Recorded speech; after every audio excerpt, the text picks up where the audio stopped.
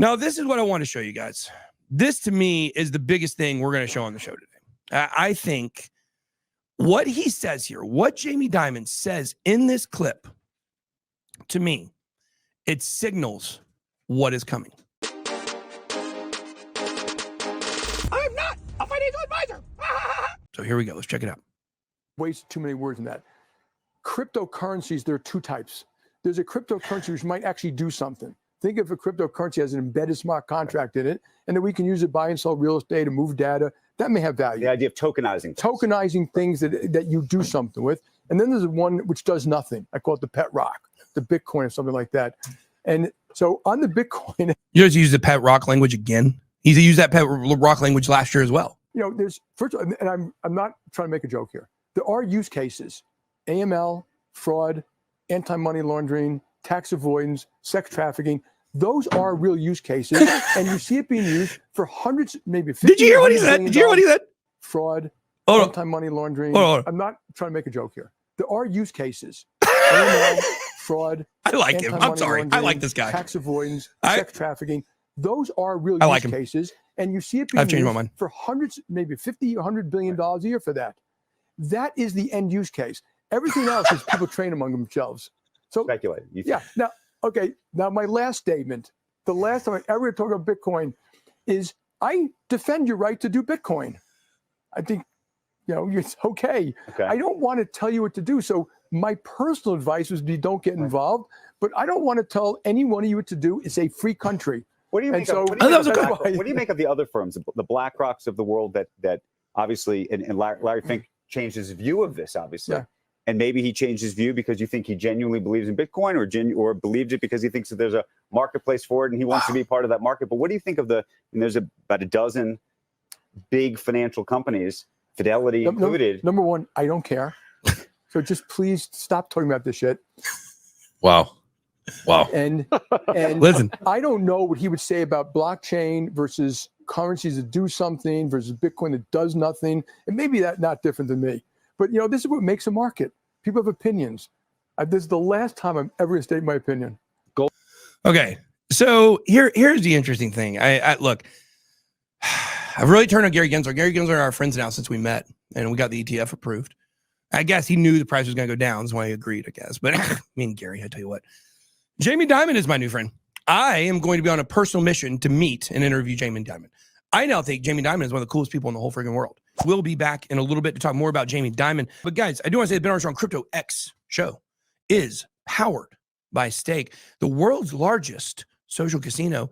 You guys can chat, play games, win some Stakes cash, buy gold coins, do all kinds of things, play all kinds of games, make friends. All you got to do, scan the QR code on the screen or click the link in the description and get started with Stake today.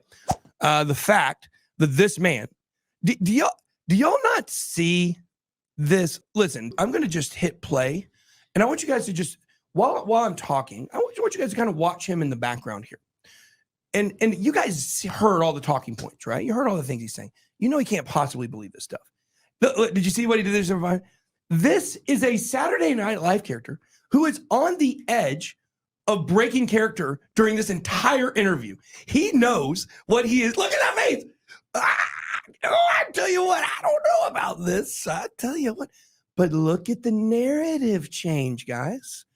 I want you to really think about this. What is Jamie Dimon talking about in this clip we showed where he's talking about these assets and tokenization? Here's what Jamie Dimon's saying. He says, look, there are two types of cryptocurrencies. There's one type that's going to allow us to tokenize real world assets and synthetic stocks and derivatives and move them onto blockchain for transferring money. Hello, XRP. We love that.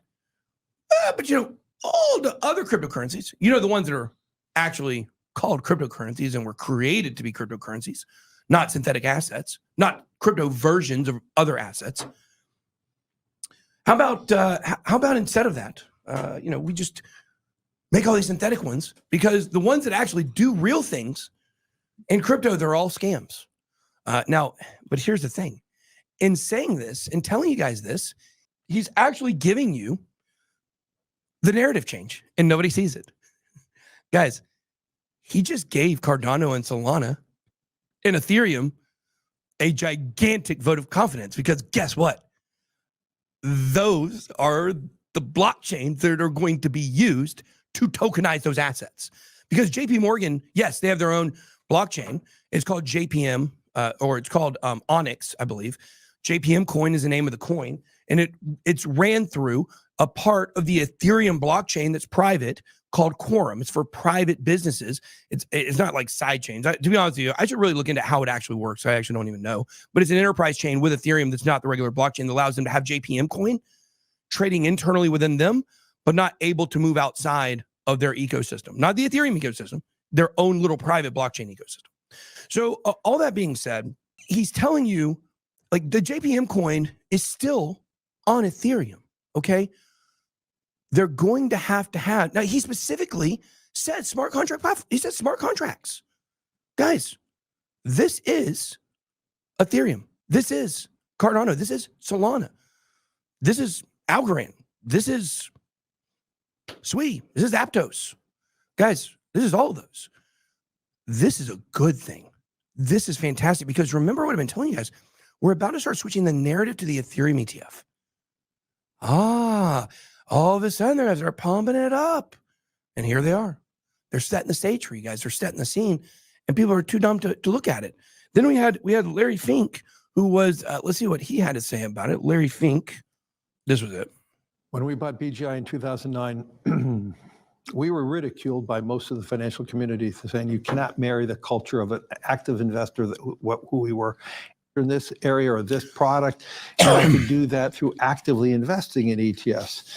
In 2012, we said ETFs can provide everything we do at BlackRock, because we believe we're just halfway there in the ETF revolution, that everything is going to be ETF'd. And we needed to ensure both active products, passive products. I can tell you this. And I don't believe this, guys, but if it does turn out, Kobe, he got it. Swoosh. He got it like that. Swoosh. Y'all better smash a like for the swoosh. But the point is, if for some reason we do go into a bear market and that was the top, we don't get all-time highs, having don't do anything, the ETF was the end. People will always look back at this clip where he says, everything's about to get ETF'd. Digital He didn't have anything to say. are going to be used through the vehicle of ETFs. At the same time, in this architectural change, we're elevating the whole concept that we are going to be curating more and more every stock, every bond. This is it right here. This is a protection move. Storage. We believe the next step going forward will be the tokenization of financial assets. And that means every stock, This is really happening, guys. every bond will have its own, basically, CUSIP.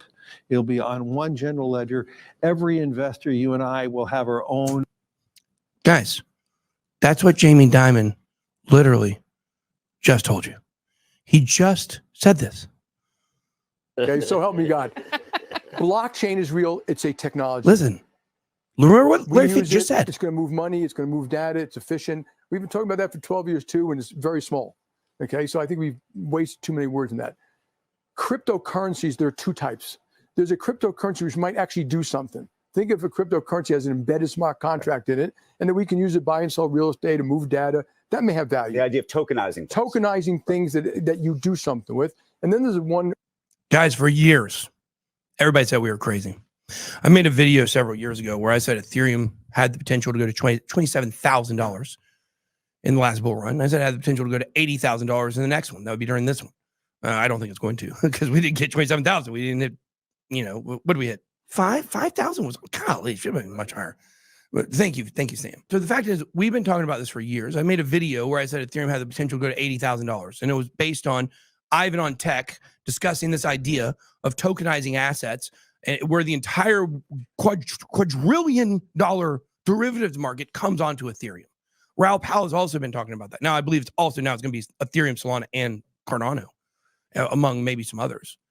But the fact is, it's one of these things where you can see what is coming, and I did. It seemed unbelievable at the time. I'm making a video in 2020 saying that I think Ethereum could go to $80,000 in 6 years. Why? Because the entire world of markets would be on Ethereum or be on smart contract platforms. I thought Ethereum at the time. Right. And it still is on Ethereum. Ethereum's still number one. So, but I just think it is changing now. For the first time, I believe it is changing for sure. You know, it's just one of these things where we're today, we are so close to seeing that become a reality.